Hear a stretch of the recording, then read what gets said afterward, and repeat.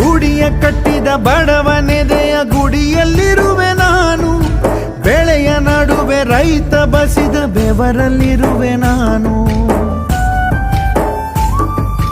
ಕೆಲಸ ನಿನದೆ ಫಲವು ನಿನದೆ ಛಲದ ಒಡೆಯ ನೀನು, ಇದನ್ನು ಮರೆತು ನನಗೆ ನಮಿಸಿ ಶ್ರಮವ ಪಡುವೆ ನೀನು. ಬಿಡು ಮತಗಳ ಜಗಳ, ಇದೇ ಕೆಲಸವು ಬಹಳ, ನನ್ನ ಒಲಿಸಲು ಮರುಳ, ಇರೋ ಮಾರ್ಗವು ಸರಳ, ನನ್ನ